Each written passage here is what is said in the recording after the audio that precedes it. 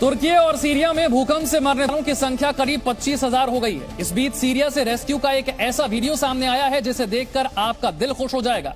एक पूरा परिवार मलबे के अंदर 5 दिनों तक भूखा प्यासा मौत से लड़ता रहा और आखिर में जिंदगी की जीत हुई। सीरिया के इदलिब में व्हाइट हेलमेट रेस्क्यू वर्कर्स ने परिवार के एक सदस्य को बाहर निकाला। सबसे पहले एक बच्ची को बाहर निकाला गया।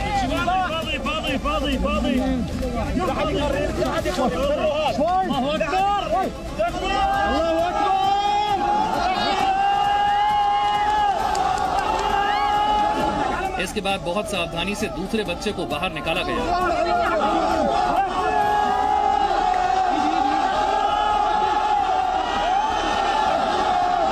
फिर तीसरे बच्चे को मलबे से बाहर निकाला गया।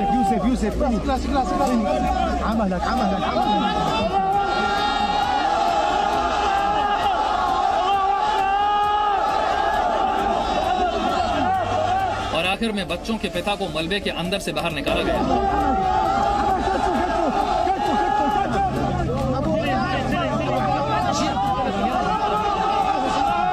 पूरे परिवार को एम्बुलेंस में प्राथमिक उपचार देने के बाद अस्पताल ले जाया गया। और अब आपको जो वीडियो दिखाने जा रहे हैं वो आपको अंदर तक झकझोर कर रख देगा। सोशल मीडिया पर आए इस वीडियो में एक पिता इमारत के मलबे में अपनी बेटियों को तलाश करते नजर आते और वो मलबे पर पत्थर से चोटकर अपनी बच्चियों तक अपनी आवाज पहुंचाने की कोशिश कर रहा है ताकि वो जिंदा हो तो उसकी आवाज सुन लें। ये पिता कह रहा है कि कुछ तो बोलो लड़कियों, कुछ शोर करो।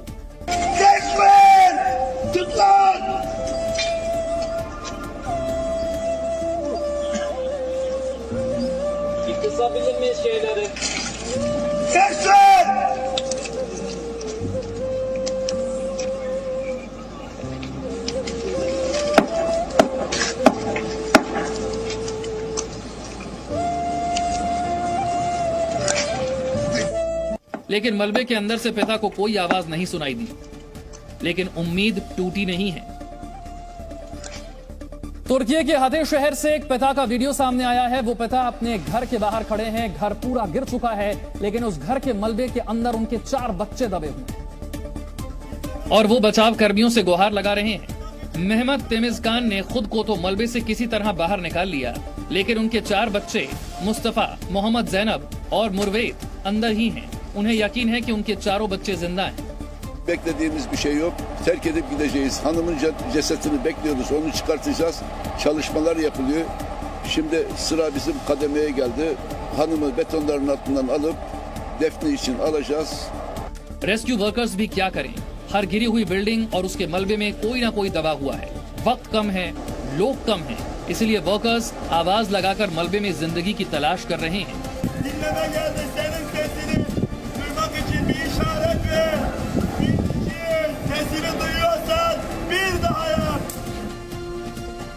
चार दिन मलबे के अंदर दबे होने के बाद जब नौजवान इब्राहिम जकरिया को रेस्क्यू वर्कर्स ने बाहर निकाला तो उसे जैसे यकीन ही नहीं हुआ कि वो जिंदा है। और जैसे ही रेस्क्यू वर्कर्स ने उसे मलबे से बाहर खींचा, वहां मौजूद लोग खुशी से चिल्ला उठे।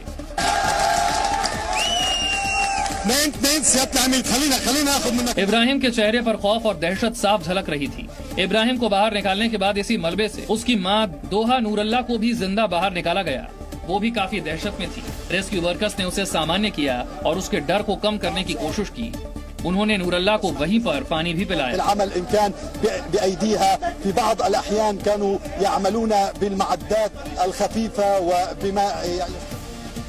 सिर्फ 20 दिन के करम नाम के बच्चे को मलबे के अंदर से 3 दिन के बाद जिंदा बाहर निकाला गया। जब उसे बाहर निकाला गया तब उसके नन्हे से हाथों को देखकर रेस्क्यू वर्कर्स हैरान रह गए, क्योंकि जब बचाव कर्मियों ने करम के हाथों की मुट्ठी खोली तो उसमें उसकी मां के सिर के बाल थे। शायद भूकंप के वक्त उसकी मां ने इसे अपने सीने से लगा लिया होगा और करम ने अपनी मां के बालों को जोर से पकड़ लिया होगा, इतनी जोर से कि बाल के गुच्छे इसके हाथों में ही आ गए। जाको राखे साइयां मार सके ना को, यह कहावत तुर्की में बार बार सच हो रही है। एक गर्भवती महिला और अपने 7 साल की बच्ची के साथ 115 घंटे तक मलबे के अंदर दबी रही। और शुक्रवार शाम यानी भूकंप आने के करीब 5 दिन बाद दोनों को मलबे में से जिंदा निकाला गया। तुर्की के गाजियान्टेप में रेस्क्यू वर्कर्स ने मां और बच्ची को निकालकर स्ट्रेचर पर रखा। बिना खाए पिए मलबे के अंदर 5 दिन तक जिंदा रहना चमत्कार ही कहा जाएगा। गाजियान्टेप की तरह तुर्की के कहरामनमारस में भी चमत्कार हुआ। करीब 5 दिनों तक मलबे में फंसे होने के बाद एक लड़की को जिंदा बचाया गया। इसी तरह एक व्यक्ति को भी मलबे से 5 दिन बाद जिंदा निकाला गया। वैसे तो मलबे से लोगों के जिंदा निकलने की उम्मीद कम होती जा रही है, लेकिन बचाव कर्मी आखिरी वक्त तक उम्मीद नहीं छोड़ रहे। मलबे के अंदर से जिंदा निकालने के बाद जितनी खुशी पीड़ित और उनके परिवार वालों को हो रही है, शायद उससे ज्यादा खुशी बचाव कर्मियों को हो रही है। और तुर्की के हते से आई ये तस्वीर उसकी गवाह है। 8 घंटे की मशक्कत के बाद 2 लोगों को मलबे के अंदर से जिंदा निकालने के बाद इनकी खुशी देखते ही बन रही थी।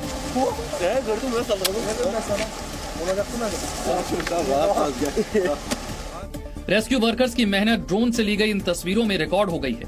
सीमेंट के बड़े और मोटे स्लैब में रेस्क्यू वर्कर्स ने एक बड़ा छेद किया।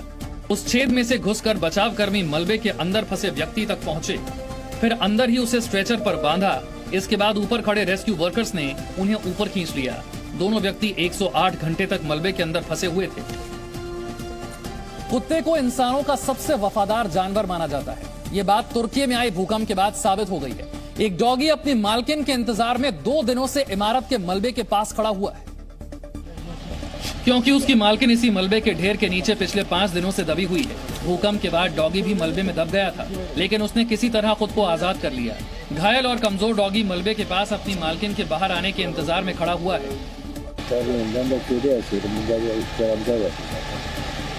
Benim de kız kardeşim burada yatıyor. O köpek sağ çıktı geçen gün burada. Dünden beri gitmiyor. Sabrı bekliyor. O götürüp başka yere bırakıyor. बचाव कर्मियों ने डॉगी के घावों का इलाज किया, उसे सोने के लिए एक गद्दे पर रख दिया।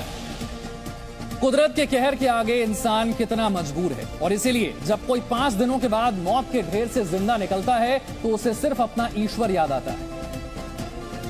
और शायद इसीलिए कहरामनमारस में जब पुलिस सार्जेंट उस्मान को 104 घंटे बाद मलबे से बाहर निकाला गया तो उसकी खुशी का ठिकाना नहीं रहा।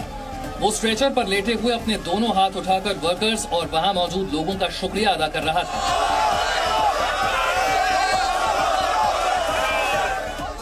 साथ ही वो लगातार कुरान की आयतें भी पढ़ रहा था।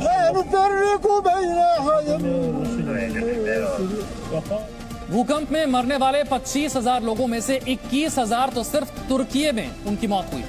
भूकंप के बाद के हालात का जायजा लेने के लिए जी न्यूज की टीम तुर्की में है, और वहां पर ऐसी कई जगह हैं जो पूरी तरह से तबाह हो चुकी है। ऐसा ही एक शहर है अंताकिया। तुर्की का सबसे प्राचीन शहर खंडहर में तब्दील हो चुका है। पूरा शहर ही करीब करीब खत्म हो चुका है।